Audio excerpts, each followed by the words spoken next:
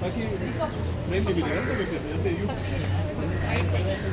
White ही तो silent है क्या?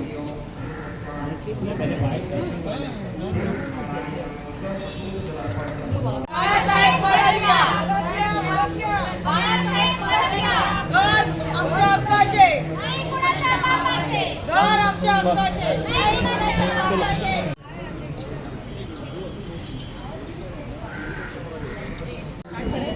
करो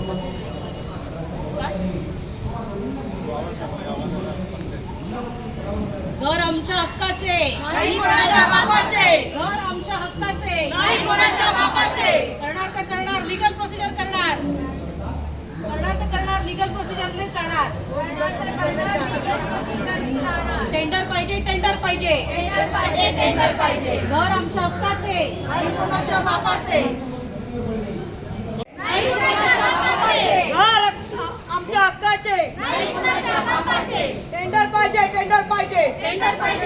पाहिजे घर आमच्या हक्काचे नाही कुणाच्या बापाचे घर आमच्या हक्काचे नाही कुणाच्या बापाचे घर आमच्या हक्काचे नाही कुणाच्या बापाचे टेंडर पाहिजे जब कोई लीगल प्रोसेस फॉलो नहीं होता है और कोई भी बिल्डर अपॉइंट हो रहा है किसी पॉलिटिकल प्रेशर की वजह से या फिर कोई किसी ऐसी तरह से जहाँ पे कोई एक्सप्लेनेशन नहीं है, पेपर वर्क नहीं है, आप कोई भी छोटी से छोटी चीज़ खरीदने जाते हैं तो आप कोई भी पूछताछ करते हैं या 10 बार सब्जी भी लेने जाते हैं तो आप भाव करते हैं। यहाँ पे एक तरह से सॉफ्टली हम पर ये बिल्डर थोपा गया, हमको ये नहीं बताया गया है कि इसमें शाहिद बलवा नबील पटेल इन्वॉल्व हैं जो ऑलरेडी टीवी रियलिटी के स्कैम्स से बहुत ज़्यादा फेमस हुए हैं, उनका ही वो हाथ होते हुए यहाँ पे एक डिफ़िकल्ट सिचुएशन क्रिएट हुई कि जब भी हम बात कर रहे हैं या कोई मांग रख रहे हैं किसी पेपर वर्क की या फिर कोई प्रोसेस फॉलो यानी कि टेंडर प्रोसेस और 79A प्रोसेस फॉलो कराने की, तो हमें बोला जाता है कि कोई ज़रूरत नहीं, सब फॉलो हो चुका है।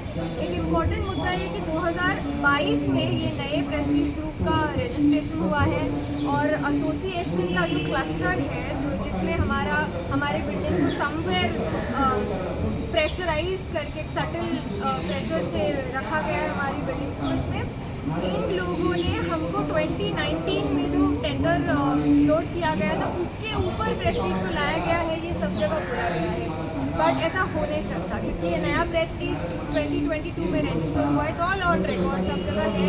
और जब प्रेस्टीज आया था किसी को बोला नहीं गया था कि नबील पटेल और शाहिद बलवा इसका भाग होंगे और सबको पता है कि they have a bad name out there and उनकी मार्केट स्टैंडिंग हमको बताई नहीं गई थी। सवाल पूछने पर सवाल पूछना भी रोक दिया गया था। आई एम अ लॉयर, मेरी एक बेसिक सी रिक्वायरमेंट है कि जब मेरे पापा का यहाँ पे घर है तो मैं अगर पढ़ी लिखी हूँ तो उसका फ़ायदा मेरे पापा को होना चाहिए। मैं 2 सवाल तो पूछ सकती हूँ। जब मैंने पूछा कि ये लोगों का यहाँ पे भाग क्यों है, इन लोगों ने यहाँ पे आके रीडेवलपमेंट करना है तो ये अपने नाम से क्यों नहीं आ रहे हैं, प्रेस्टीज के नाम से क्यों नहीं आ रहे हैं। मिस्टर इरफान रजाक जो थे ऑलमोस्ट 8 या 9 महीने बाद हमको दिखे जो प्रेस्टीज के मैनेजिंग डायरेक्टर हैं। तो पॉइंट ये है कि जो ट्रांसपेरेंसी है वो तो है ही नहीं और बाकी सबका एक पॉलिटिकल सटल दबाव होते हुए सब डरे हुए हैं, कोई बोलते नहीं हैं। हम तो भी हिम्मत करके बोलने की कोशिश कर रहे हैं, हो सकता है हमारी आवाज़ें दबाई जा सकती है, हमें नहीं पता कि क्या होगा, but we are trying our best. एक लाइन में अगर आपसे पूछे क्या चाहते हैं हम चाहते हैं कि टेंडर फ्लोट किया जाए, नए बिल्डर्स भी आके अपना बिड रखें, बोली रखें, अपना उसमें क्या कहते हैं उसको, you come in and you put in your papers and you let us evaluate, हमको इवैल्यूएट करने दिया जाए, हमें चूज़ करने दिया जाए कि हम कौन सा बिल्डर अपॉइंट करना चाहते हैं, कौन मेरिट पे आता है। तो एक लाइन में हम टेंडर। लेकिन अगर आपका बिल्डिंग रिडेवलपमेंट में जाता है तो 50% का कुछ रहता है, 50 लोग अगर एग्री है रहता है, लेकिन अगर 49 भी है तो नहीं होगा।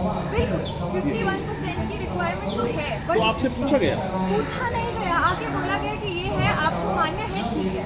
अब एक छोटी सी बात है, अगर हाई कोर्ट में आप मान्य होने के बाद जाते हैं और आप हाई कोर्ट में कहते हैं कि कहीं ना कहीं भगवान ना करे 10 साल बाद ये काम रुक गया, और अगर आप हाई कोर्ट में जाके बोलते हैं कि हमारा काम रुक गया है, हम कंप्लेंट डालना चाहते हैं, कहेंगे अरे आपने टेंडर प्रोसेस के बिना ही इनको अपॉइंट किया, यानी बीच आप में कहने वाला आपको बीच में अगर छोड़ के चले जाते हैं तो लटक जाएंगे आप। बिल्कुल, क्योंकि हम आप कोर्ट आपको ये कहेगा टेंडर के बिना आपने सब मान्य किया, आपको मान्यता थी इसीलिए आपने इस बिल्डर को खुद से लाया है, टेंडर में मेरिट पे नहीं। लेकिन एक चीज़ आपसे पूछना है, महाराष्ट्र में छोटी छोटी चाल है, बहुत चीज़ को बहुत बारीकी से लिया जाता है। आजकल 50% बिल्डिंग रिडेवलपमेंट में जा रही है, पुरानी बिल्डिंग।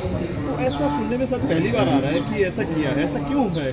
मेरे हिसाब से अगर आप मानेंगे तो एक पॉलिटिकल प्रेशर बिल्डअप है, एक डर है, क्योंकि यहाँ पे जो लोग रहते हैं बहुत कौन है? सिंगल बताइए। फैमिलीज हैं।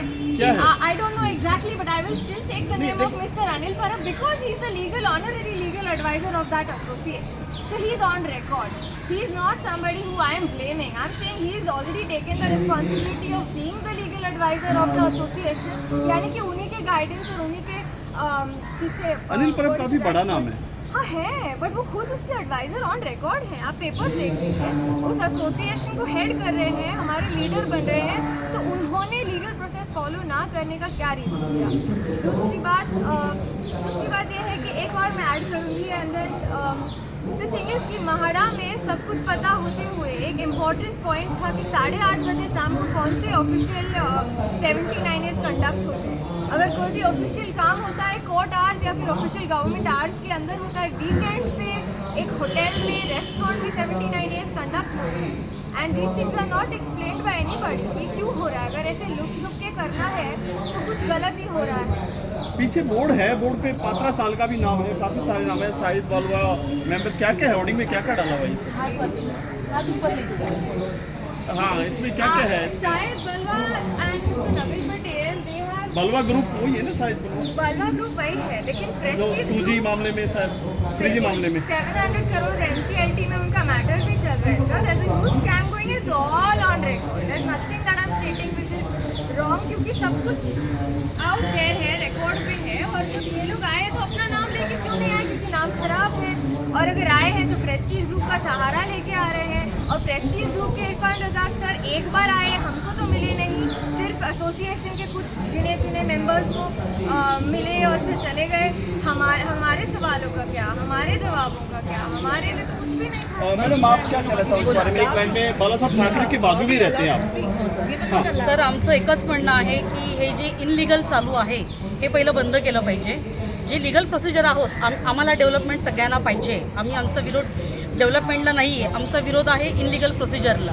पहिली म्हणजे प्रोसिजर तुम्ही फॉलो करा, माडाची प्रोसिजर फॉलो करा। 2019चं टेंडर तुम्ही कंटिन्यू करून त्या टेंडर्सचे ऑलरेडी जेवढे आलेले हे होते बिल्डर्स होते त्यांचे EMD ऑलरेडी रिटर्न झालेले आहेत। त्याच्यानंतरसुद्धा 79A प्रोसिजर केली गेली, आणि त्यावेळी जेव्हा कंपॅरिझन चार्ट दिला गेला त्यावेळी लोकांना फक्त प्रेस्टिजचंच नाव सांगितलं गेलं बस। त्याच्यानंतर मी स्वतः माडामध्ये लेटरसुद्धा पाठवले होते। माडामधून मला कुठल्याही प्रकारे लेटरला उत्तर आत्तापर्यंत आलेलं नाही आहे। ही माझी सोसायटी आहे, माझ्या सोसायटीत मी राहते, माझ्या सोसायटीच्या सेक्रेटरी चेअरमनला मी स्टार्टपासून पत्र दिलेली आहेत कि मला पेपर किए गए हैं। तो एक जो पॉइंट है जो हमेशा रिपीट हो रहा है वो है टेंडर। अभी ये जो प्रेजेंट जो बिल्डर है वो कौन से टेंडर के ऊपर उसने अपना प्रपोजल डाला है, नोबडी नोज।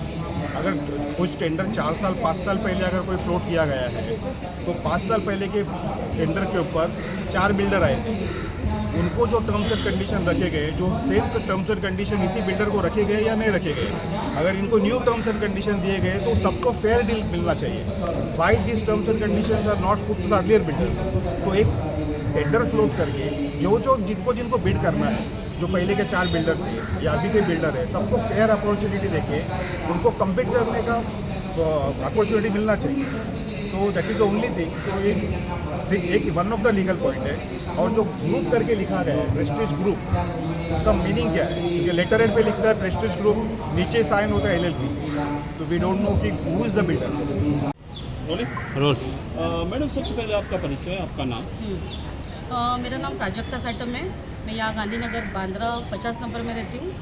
और हमने आपको इनवाइट इसलिए किया है कि यहाँ पे इलीगल प्रोसेस से सब चालू है, इसलिए हम लोग ने आज मीडिया को इनवाइट किया है।